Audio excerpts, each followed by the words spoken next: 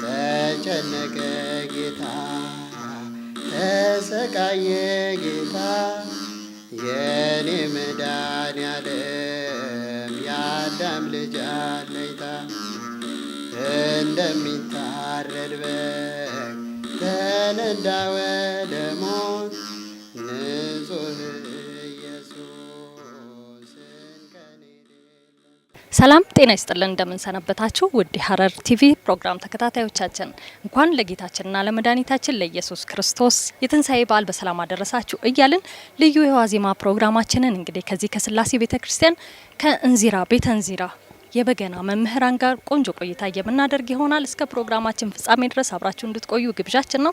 ከፕሮግራሙ ጋር አብሬያችሁ የምቆየው እኔ ናርዶስ ደመቀ ነኝ። እንዲሁም የስቱዲዮ ባለሙያዎች በጋራ በመሆን ነው።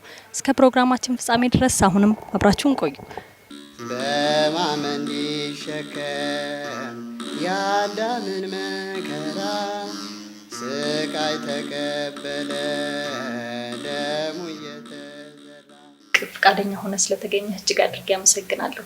እኔ ያውቃለሁ፣ ለተመልካቾቻችን ስምህን አስተዋውቅልኝ። እኔ ስሜ መምህር ቦጋለ ንጎሴ ይባላለሁ። በሐረር ከተማ የማህበረ ቅዱሳን የበገና መምህር ነኝ። የበገና ትምህርት ቤት የበገና መምህር ነኝ። በገና በማስተማር ላይ ያለው። እሺ፣ ስለ በገና አንዳንድ ነገሮችን እንጫወታለን። እንግዲህ ወደ መጀመሪያ ጥያቄ ሳልፍ ማለት ነው በገና አጀማመሩ ምን ይመስላል ወደሚለው ጥያቄ እንለፍ። እንግዲህ የበገና አጀማመርን በሚመለከት አባቶቻችን እንዳስተማሩን ቅዱስ መጽሐፍም እንደሚገልጸው እንግዲህ በገና መቼ ጀመረ፣ እንዴት ጀመረ፣ እነማን ጀመሩት፣ ጊዜው በተለይ ጊዜውን በሚመለከት በደንብ ግልጽ ያለ በዚህ ዓመተ ምህረት ወይም በዚህ ዓመተ ዓለም ተብሎ የሚገለጽ ሳይሆን በአጠቃላይ 5500 ዘመን ያስቆጠረ እንደሆነ ቀኑን ግን በውል በዚህ ጊዜ በዚህ ሰዓት ተጀመረ የማይባልለት ነገር ግን ከአዳም ከአምስተኛው ትውልድ ጀምሮ በገና ይደረደር እንደነበረ በመጽሐፍ ቅዱሳችንም ይጠቅሳል። ያው በታሪክ አንዳንድ የሚነገረውም ከዛን ጊዜ ወደዚህ የመጣ ነው። ስለዚህ ከአዳም አምስተኛው ትውልድ 5500 ዘመን በላይ እድሜ ያስቆጠረ ነው። እንግዲህ በገናን አሁንም ደግሞ በኢትዮጵያ ኦርቶዶክስ ተዋሕዶ ቤተክርስቲያን ላይ በስፋት የምንጠቀምበት እንዲሁም ደግሞ ለአብይ ጾም ላይ ብዙ ጊዜ የምንጠቀምበት መሳሪያ ነው እና የኢትዮጵያ ኦርቶዶክስ ተዋሕዶ ቤተክርስቲያንን እና በገናን እንዴት በዚህን ያህል ደረጃ ሊቆራኙ እንደቻሉ ታስረዳል? እንግዲህ የኢትዮጵያን ከጥንት ጀምሮ ወይም ደግሞ ለ3000 ዘመን ከአምልኮተ እግዚአብሔር ርቀው የማያውቁ ሕዝቦች ስለነበሩ እና በተለይም ደግሞ ሕገ ልቦና ከሕገ ኦሪትን ከተቀበለች ወዲያም እንዲሁም ደግሞ ክርስትናን ወይም ደግሞ ወንጌልን ከተቀበለች ወዲህ ሕገ ስርዓቷ ከእግዚአብሔር ጋር የተገናኘ ነው እና በተለይም ደግሞ የበገና አገልግሎት ለቤተ ክርስቲያናችን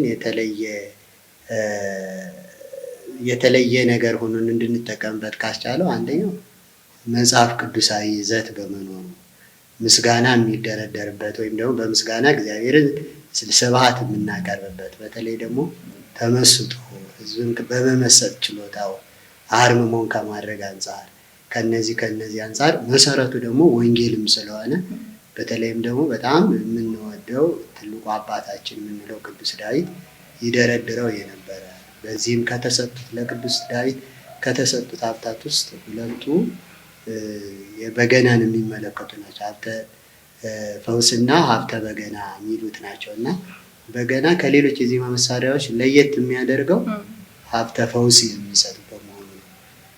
እንዲሁም ደግሞ ሀብተ በገናን የመስራት ጥበብ እግዚአብሔር ሰጥቶት በዛ በሰራው በገና ጥበብ ደግሞ የታመሙትን ምን ይልበት ነበር? ይፈውስበት ነበር። እግዚአብሔርን እያመሰገነ እንዲፈወሱበት ያደርጋልና የኢትዮጵያ ኦርቶዶክስ ተዋሕዶ ቤተክርስቲያን ያው ሰንሰለቱን የያዘ ሕገ ኦሪትንም ጀምሮ ከሕገ ልቦና አንስቶ ወደ ሕገ ኦሪት ከኦሪትም ወደ ወንጌል በምትቀያየርበት ወይም ደግሞ ይሄን ደረጃ ይዛ በመጣሽ ቁጥር በገናውም አብሮ የመጣ ነው። እርግጥ ኢትዮጵያ ውስጥ መቼ ተጀመረ፣ እንዴት ተጀመረ የሚለው በራሱ ጥያቄ ጥናት የሚፈልግ ቢሆንም በሕገ ኦሪት ጊዜ ወይም ደግሞ ቀዳማዊ ምኒልክ ከአባቱ ንጉሥ ሰለሞን ጋር ደርሶ ሲመለስ ከመቱት ንዋያተ ቅድሳት አንዱ በገና ነው ብለው የሚናገሩም አሉ። አንዳንድ ጊዜ ደግሞ ኢትዮጵያ ውስጥ እንዴት ጀመረ ለሚለው ጥያቄ የሚመልሱት ምንድን ነው? ኢትዮጵያ ውስጥ በሁለት እሳቤዎች፣ አንደኛ ቅድም እንዳልኩትኝ በንጉሥ ሰለሞን ልጅ በሆነው ቀዳማዊ ምኒልክ ወይም የሳባ ልጅ ለሆነው ከእስራኤል ወደ ኢትዮጵያ በሚመጣበት ጊዜ ከመጡት እስራኤላውያን አብሮ የመጣ ንዋያተ ቅድሳት ነው ብለው ይናገራሉ። አይ ከዛ በፊትም በገና ኢትዮጵያ ውስጥ ሲደረደር እንደነበረ የታሪክ መዛግብቶች ያነሳሉ። ለዚህም ምስክርነት የሚሰጡት የንግስተ ሳባ እናት ንግስት አዝሚና የምትባለው በቤተ መንግስት ውስጥ በገና ትደረድር ነበርና ጥንታዊነቱን ይዞ የመጣ በተለይም ደግሞ ለኢትዮጵያ ኦርቶዶክስ ተዋሕዶ ቤተክርስቲያን በጣም ቀደምት የሚባል አገልግሎቱ መንፈሳዊ የሆነ ለዓለማዊ የማንጠቀምበት ብቻውን የሚደረደር በመሆኑ ይበልጥ ትኩረት አድርጎ ለቤተክርስቲያን ያገለግላል። ከዛ ጋር ነው የተያያዘ የሚሆነው። ስለዚህ መነሻውም መድረሻውም ኢትዮጵያ ኦርቶዶክስ ተዋሕዶ ቤተክርስቲያን ነው።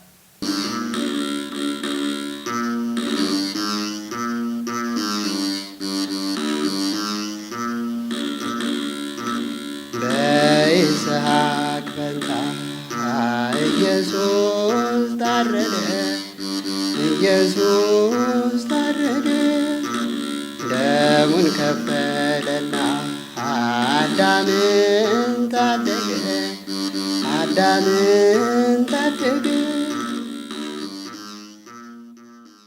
ከዚሁ ጋር ደግሞ አያይዘህ እንድትመልስልኝ ሰዋሰዋዊ ፍቺም እንዲሁም ደግሞ ስነ ቃላዊ ፍቺ ያለው አይደል በገና? ስለሱ ደግሞ ትንሽ ማብራሪያ ብትሰጠኝ። እንግዲህ ሰዋሰዋዊ እና ስነ ቃላዊ፣ እንግዲህ ሰዋሰዋዊ ፍቺ የምንለው ያው ከቋንቋው ከትርጉሙ አንጻር አንስተው የሚተረጉሙት ነው። ስነ ቃላዊ ግን ሲወርድ ሲዋረድ በማህበረሰቡ ይተላለፍ የነበረ ቃላዊ የሆነ ሀብት ነው እና ስለ በገና ሁለት አይነት እሳቤዎች አሉ። አለቃ ኪዳነ ወልቅ ክፍሌ የሚባሉ የአማርኛ ቋንቋ መዝገበ ቃላት ያዘጋጁት አባት ስለ በገና ሲተረጉሙ ከአሰራሩ ወይም ደግሞ ከአሰራሩ ሀብተ ፈውስ የሚሰጡ በመሆኑ ነው። እንዲሁም ደግሞ ሀብተ በገናን የመስራት ጥበብ አደረቀ የሚል ትርጉም ይሰጡታል። ስነ ቃላዊ ትርጉሙ ደግሞ ሁለት አይነት ነገር አለ። አንደኛ ከአሰራሩ አንጻር የሚተረጉሙት አለ። በተለይም ደግሞ ከአሰራሩ አንጻር የሚሉት ሁሉም ነገር አሁን የበገና ክፍል ስናያቸው እነዚህ እያንዳንዱ ክፍላቶቹ ከደራረቁ ነገሮች ነው የተሰሩት እና ደረቀ፣ ነዘረ፣ አደረቀ፣ ነዘረ መጣ የሚለው ወይም ደግሞ ከአሰራሩ አንጻር ነው። በገናና በገነ የሚለውን ትርጓሜ ወስደው ነው የሚሰጡት። ስነ ቃላዊ በደንብ ለማብራራት ያክል ደግሞ ሁለተኛ ሀሳቤ ደግሞ አለ። አንደኛው በና ገና ቢል ሁለቱን ነጣጥለው በመውሰድ በገና ወቅት ወጣቶች ገና ሲጫወቱ፣ አባቶች ደግሞ በገናን የሚይዘው ስብሐት ለእግዚአብሔር ወይም እግዚአብሔርን የሚያመሰግኑበት የዜማ መሳሪያ ነው ብለው ያስረዱናል እና ምናልባት በገና በገና ሰሞን ወይም ደግሞ የገና በዓልን አስመልክቶ የሚደረደር አይደለም። ሁል ጊዜ በየዕለቱ በየሰዓቱ የምንደረደረው ነው። ግን ስነ ቃል የምንለው ያው ከቃል ወደ ቃል የሚተላለፍ ስለሆነ ያው ከዚህ አንጻር ይወስዱታል ነው። ከሰዋሰዋዊ ትርጓሜው ለየት የሚያደርገው ከአገልግሎቱ አንጻር ስለሚናገሩት ነው። ተጨነቀ ጌታ፣ ተሰቃየ ጌታ፣ የኔ መድኃኒዓለም የአዳም ልጅ አለኝታ፣ እንደሚታረድ በግ ተነዳ ወደ ሞት፣ ንጹሕ ኢየሱስን ከኔ የሌለበት፣ በይስሐቅ ፈንታ ኢየሱስ ታረደ፣ ኢየሱስ ታረደ። እዚህ ጋር እያየነው ነው እንግዲህ በገናውን እና እስቲ ከምን ከምን እንደተሰራ እና ምን ምን እንደሚባሉ እያንዳንዳቸው ትርጉም አላቸው አይደል? ስለነሱ ደግሞ እናንሳ እስቲ። ልክ ነው። አሁን በገና በሁለት አይነት ነው የበገና አሰራር። ከምን ይሰራል ለሚለው በሁለት አይነት ያም ከእጽዋት ተዋጽኦ እና ከእንስሳት ተዋጽኦ የምንላቸው ነው። በሁለቱ አይነት ይሰራል። እንግዲህ ከእንስሳት ተዋጽኦ ከሚሰሩት ውስጥ ይሄ አውታር የምንለው ነው። አውታር የምንለው እዚህ ውስጥ ደግሞ ገበቴውን ያፈነው ይሄ ቆዳ፣ እዚህ ላይ ያሉት እንዚራ የምንላቸው እነዚህና መወጠሪያዎቹ ግራና ቀኝ ያሉ መወጠሪያዎች። እንደገና ደግሞ ከዚች የሌለች ድንጻ የምትባል አለች። እሷም ከቀንድ ቆዳ የምትሰራ ናቸው። ሌሎቹ ግን ያው ከእንጨት ይሰራል። እንግዲህ በገና በቁሙ ስናየው ያው ከእንጨትና ከእጽዋት የተሰራ ነው። ግን ደግሞ በቤተ ክርስቲያናችን የራሱ የሆነ ምሳሌ የራሱ የሆነ ትርጉም ያለው ነው። በቁሙ ስናየው በገና ምሳሌነቱ የምግባር ምሳሌ ነው። ምግባርን የስነ ምግባርን የሚያስተምር ምሳሌ ነው። ከላይ እነዚህ የምናየው ይሄ ቀንበር ይባላል። ከዚህ አግድም ወይም ቀንበር እንለዋለን። ይሄኛው ደግሞ ጌጥ ከግራና ከቀኝ አለ፣ ጌጥ ይባላል። ይሄ ቀይ ምሰሶ፣ ይሄኛው ግራ ምሰሶ እንለዋለን። እነዚህ 10 አውታር አላቸው። እነዚህ መቃኛ ይባላሉ።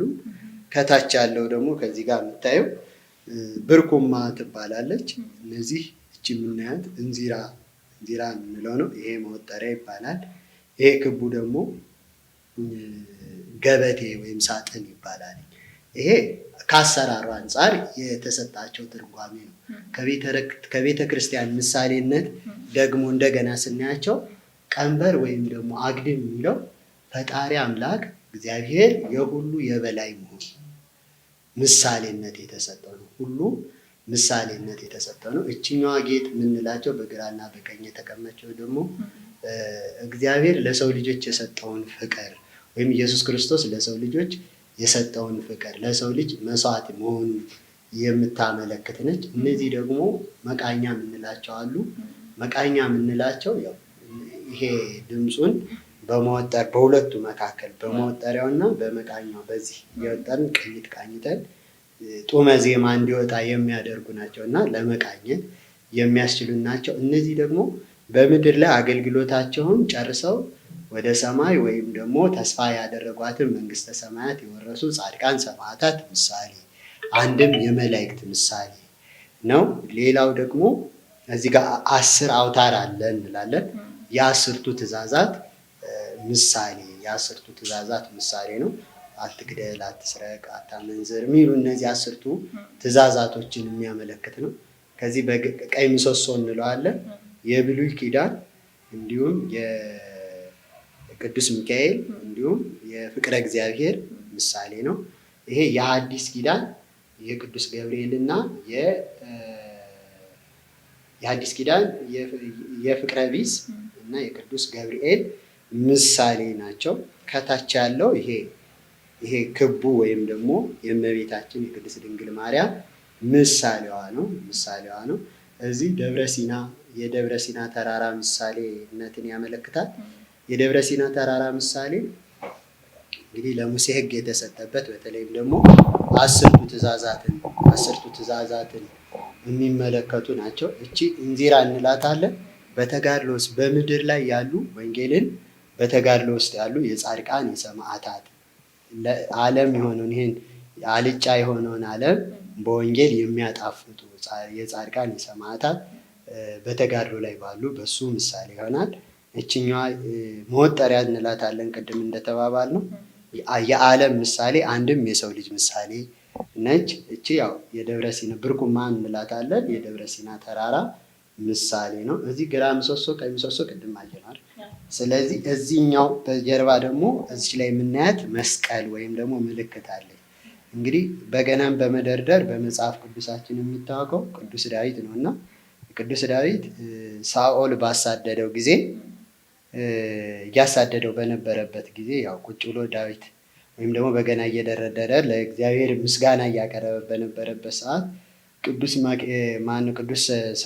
ንጉስ ሳኦል እሱን ለመግደል ጦር ይልክበታል እና ቅዱስ ሚካኤል ተራዳይነት ነግሮት ለቅዱስ ዳዊት ያው በበገናው ያን ጦር መክቶታል ማለት ነው እና ያችን ከሳኦል የዳነበትን ለማመልከት ከዚች ላይ ምልክት ተደርጋለች። ጠቅለል ሲል በገና የምንለው በገና ስንለው እዚህ ምድር አለ።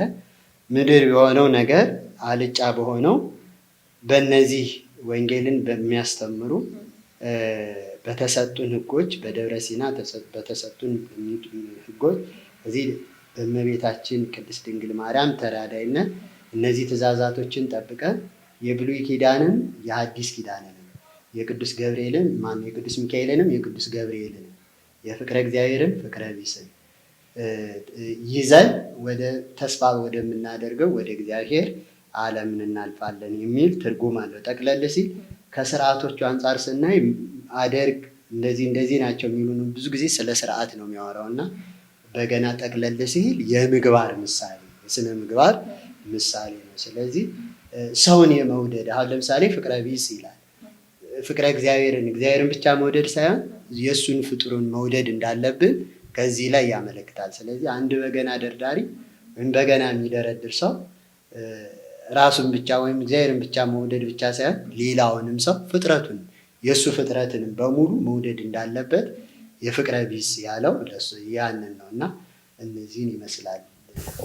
እጅግ ረቂቅ የሆነ ሚስጥር ያለው እንግዲህ እና እዚህ ጋር ማንሳት የምፈልገው ደግሞ እንዚራ የትምህርት ቤታችሁ ስም እዚህ ፊት ለፊት ባለችው በእሷ ነው የተሰየመው እና የተለየ ትርጉም ካለው እንዚራ ቀደም እንዳልኩት እንዚራ ከዚህ በነገራችን ላይ ሁለት አይነት ነው። እንዚራ አንዱ የቤተ ክርስቲያናችን የዜማ መሳሪያ ተብሎ የሚጠራ አለ። ግን በመጽሐፍ ቅዱስ ውስጥ የተጠቀሰ ግን አሁን ላይ በሕይወት የሌለ ወይም ደግሞ የጠፉ ከሚባሉት የዜማ መሳሪያዎች ውስጥ የአውታር ከሚባሉት የዜማ መሳሪያዎች ውስጥ የሚመደብ እንዚራ የሚባል አለ። የዚህኛው እንዚራ ግን አገልግሎቱ ምንድን ነው? በተለይ ለበገናው ድምፅ እንዲወጣ ድምፁን እንደ ማጣፍጫው እንደማለት ነው። አሁን ይሄ ከሌለ በገናው መጮህ አይችልም። ስለዚህ ያ በዛ ምሳሌ መሰረት ዓለምን ደግሞ ወንጌልን የሚሰብኩ የጻድቃን የሰማዕታት ምሳሌ ነው ብለው አባቶቻችን ያስተምሩናል። እና ዓለምን ለማጣፈጥ አልጫ የሆነውን ዓለም ለማጣፈጥ በተጋድሎ ላይ ባሉ በጻድቃን በሰማዕታት ምሳሌ ይመሰላል። በገናን በመደርደር የሚገኙ ጥቅሞች ካሉ እነሱን ደግሞ እናንሳ። እንግዲህ በገናን በመደርደር ብዙ ጥቅሞች አሉ። አሁን ለምሳሌ ከመጀመሪያው እንኳን ልበ አምላክ ቅዱስ ዳዊት እንደሚነግረን ከተሰጡት ሀብታት ውስጥ እግዚአብሔር ከሰጠው 7 ሀብታት ሰጥቶታል። ከ7ቱ ሀብታት ውስጥ 2ቱ በገናን የሚመለከቱ ናቸው። በገና የመስራት ጥበብና በበገና የመፈወስ ኃይል አለው እና ጥቅሞቹ አንደኛ ነገር ጽሞና ለማድረግ በአርምሞ ለመዘመር ወይም ደግሞ በጽሞና ራስን ለማስገዛት ይጠቅማል። ሁለተኛው ደግሞ ታቦተ ሕግን ለማክበር ወይም ደግሞ እግዚአብሔርን ለማመስገን እንጠቀምበታለን። ብዙ ጥቅሞች አሉት። ከዚያው ነፍስን ከጣር ለመለየት ሰዎች ጣር በያዛቸው ጊዜ ይሄንን ነፍስን ከጣር ለመለየት በገና በሚደረደርበት ከስቃይ ይዳናል ይላሉ እና እሱ ጥቅም አለው። ሌላው እንድንረጋጋ ያግዘናል። አሁን ጽሞና ሲባል እንግዲህ የምታየው ሁሉም ነገር እግራችንም እጆቻችንም ሁሉ ነገር ቦታቸውን ይዘው በጽሞና የሚደረደር ምንም አይነት እንቅስቃሴ ስለሌለው ከንፈር ከመናገር ውጪ ወይም ደግሞ ከዝማሬውን ከመዘመር ውጪ ምንም አይነት እንቅስቃሴዎች የሉትም እና አንድ በጽሞና ለመዘመር እግዚአብሔርን ለማመስገን የምንረዳበት ነው። ሌላው ደግሞ ሀብተ ፈውስ አለው ወይም ደግሞ በገና የማዳን ችሎታ አለው። እንዲያውም ከዚህ ቀደም በሚዲያ ላይ ያየናቸው አሉ። ለምሳሌ አንድ እንግሊዛዊ ወደ ኢትዮጵያ መጥቶ በገና የአልዛይመር በሽተኛ ነበረ እና ኢትዮጵያ ውስጥ ከመጣ በኋላ ከአልዛይመር በሽታው ተፈውሶ በገና በመደርደሩ ተፈውሶ እንደሄደ ተቅበዝባዥ የሆነው ይሄ ዓለሙ በሙሉ እንዲረጋጋ የማድረግ እነዚህ ጥቅሞች አሉት። ያው ታቦተ ሕግን ከማጀብ አንጻር እነዚህም ጥቅሞች አሉት እና የመሳሰሉትን ጥቅሞች አሉት። በጣም ሰፊ ነው። በገና ሰፊ ጥቅም አለው። ከእነዚህ ውስጥ ዋና የምንላቸው ናቸው። እስቲ አሁን ደግሞ ትንሽ ደርድሩልን። እንግዲህ በገና ይመታል ይደረደራል እና ደርድር ፈቀደልኝ።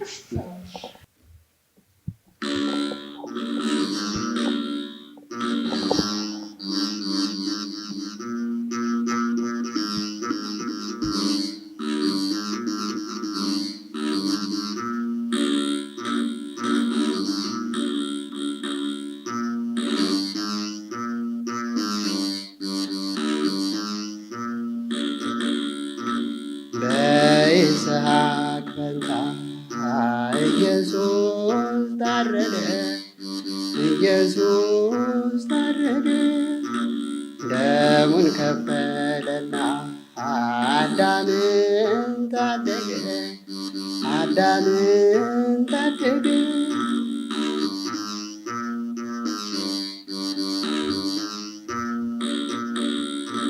ተጨነቀ ጌታ ተሰቃየ ጌታ የኔ መድኃኒዓለም የአዳም ልጅ አለኝታ።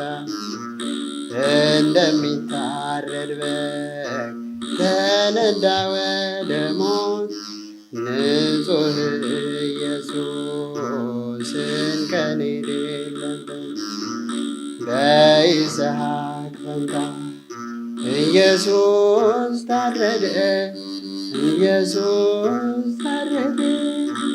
ደሙን ከፈለና አዳምን ታደገ፣ አዳምን ታደገ።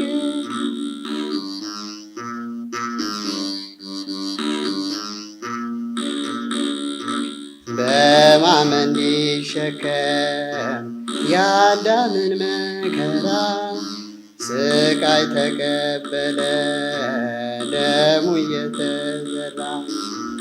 በሚገርፉት ሁሉ ምሕረትን ሲቸር እርሱ ግን ሲገረም ብዙ ተቸገረ። በይስሐቅ ፈንታ ኢየሱስ ታረደ፣ ኢየሱስ ታረደ። ደሙን ከፈለና አዳምን ታደገ፣ አዳምን ታደገ።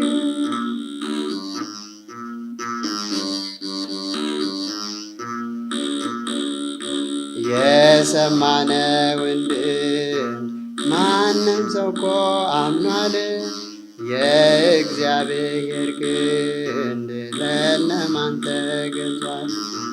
ባየነውስ ጊዜ ሕማም ተሸክሞ ስለ በደላችን ተገርፎና ታሞ በይስሐቅ ፈንታ ኢየሱስ ታረደ፣ ኢየሱስ ታረደ።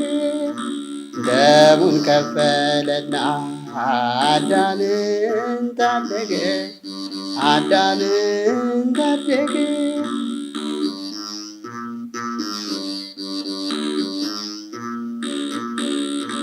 ለሰው ልጅ ሕይወት የታሰበው ሰይፍ አይተናል ሰምተናል በኢየሱስ ታንገሥያል። የመስቀሉ ስዕል ኧረ እንዴት ይገርማል! እዩት ንጹሕ በግ በአርምሞ ይነዳል። በይስሐቅ ፈንታ ኢየሱስ ታረደ፣ ኢየሱስ ታረደ። ደሙን ከፈለና አዳምን ታደገ፣ አዳምን ታደገ። በይስሐቅ ፈንታ ኢየሱስ ታረደ፣ ኢየሱስ ታረደ። ደሙን ከፈለና አዳምን ታደገ፣ አዳምን ታደገ።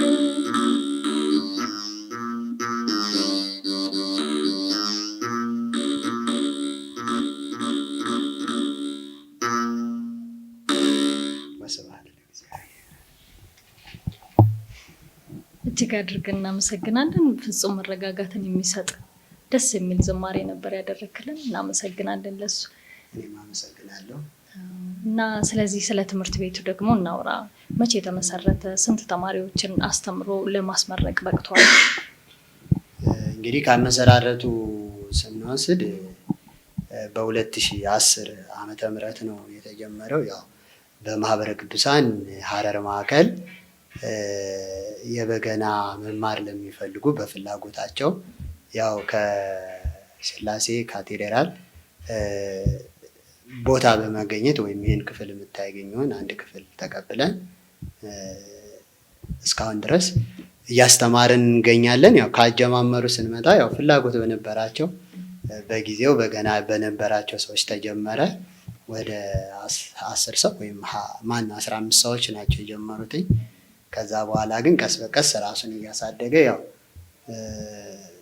በአባላቱ ያው ወራዊ ወጪ እያስወጡ ያው እነዚህ የምታያቸውን ከዚህ ያሉት በገናዎች እንዲገዙ ተደርገዋል ማለት ነው። ስለዚህ ከዚህ ተነስቶ እስካሁን ላለፉት 8 ዓመታት በትንሹ የጨረሱት ወደ 300 የሚሆኑ አሉ። ጀምረው ደግሞ አንዳንድ ጊዜ ትንሽ በገና ለመደርደር ፈተና ይበዛበታልና ያው በምዝገባ ደረጃ ወደ 600 እና እዛ በላይ የሆኑ በገና ደርዳሪዎችን እስከ ዛሬ ድረስ ይዘናልኝ። አሁን በቅርብ ጊዜ ግንቦት 11 ደግሞ ወደ 78 ተማሪዎች እናስመርቃለን። ያለው ሁኔታ ይህን ይመስላል። ያው ተግዳሮቶች፣ እርግጥ ተግዳሮቶች አለ ማለት አንችልም። ያው ጀምሮ ከመጨረስ አንጻር ትንሽ ክፍተቶች አሉ እንጂ እግዚአብሔር ይመስገን እስካሁን ደህና ነው። ትምህርቱ የሚሰጥባቸው ሰዓቶች እንግዲህ ትምህርቱን የምንሰጥበት ብዙ ጊዜ ከዚህ የምንሰራው በመንፈሳዊ አገልግሎት ያው የአገልግሎት ስራ ስለሆነ ብዙ ጊዜ ከ11 ሰዓት ከምሽት 11 ሰዓት ጀምሮ እስከ 1 ሰዓት ተኩል ሰኞ፣ ማክሰኞ፣ ሮብና ሐሙስ እንዲሁም ቅዳሜና እሑድ ደግሞ ከ9 ሰዓት እስከ 12 ሰዓት ትምህርቶችን እንሰጣለን። ያው በዚህ አግባብ ትምህርት እየተካሄደ ይገኛል። አሁንም የሚማሩ ተማሪዎች አሉ፣ ያው የሚመረቁም ደግሞ አሉ። ብዙ ወጣቶችን እያየን ነበር። ከዚህ ቀደም መተን ነበር። እኛ ብዙ ወጣቶችን ማብቃት እንደቻላችሁ እንግዲህ እያስመሰከረ ነው ቤተ እንዚራ እና ደግሞ ቀጣይ አሁን ወጣቶች መተው መማር ለሚፈልጉ ደግሞ ቦታቸውን እስቲ ያጣጫው ጠቁሙ። እንግዲህ መተው መማር ለሚፈልጉ ያው በውስጥ የሚያናግሩን ይኖራሉ። ግን የምንገኘው ያው የሀረር በገና ትምህርት ቤት የሀረር ማዕከል ማህበረ ቅዱሳን በገና ትምህርት ቤት በስላሴ ወይም ደግሞ በካቴድራሉ ህንፃ ላይ 3ኛ ፎቅ ላይ ቁጥር 32 ቤተ እንዚራ የሚባለው ቦታ ላይ ነው ያለው። መማር ለሚፈልግ ወጣቶች መጥተው መማር ይችላሉ። ያው በስልክ ቁጥር ይቻላል 0918183854 በሚለው ደውለው መጥተው መመዝገቡና መማር ይችላሉ። ቤታችን ክፍት ነው ለማለት ነው። ስለነበረን ጊዜ እጅግ አድርጌ አመሰግናለሁ። እንግዲህ ተመልካቾቻችንን ብዙ እንዳተረፉ ብዙ እንደተማሩበት ተስፋ አደርጋለሁኝ። ስለነበረን ጊዜ እጅግ አድርጌ አመሰግናለሁ። እኔም አመሰግናለሁ። እናንተም እኛን ካለንበት ቦታ መጥታችሁ ለዚህ ቃለ መጠይቅ ስላደረጋችሁልን ሀረር ቲቪን በጣም እናመሰግናለን። ይሄ ትልቅ ማበረታታት ነውና እንደዚህ አገልግሎቶች ላይ ሲመጡ እየመጣችሁ እንድታበረቱ እኛም ለወደፊቱም ከእናንተ ጋር አብረን እንሰራለን። መጣችሁ ይህን ቃለ መጠይቅ በማድረጋችሁ ደግሞ በጣም እናመሰግናለን። እናመሰግናለን።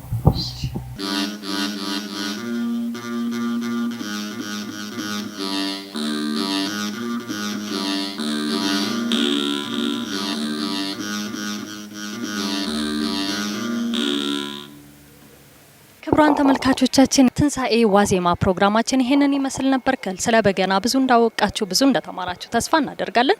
ሳምንት በሌላ ፕሮግራም ተመልሰን እስከምንገናኝ ድረስ መልካም ሳምንት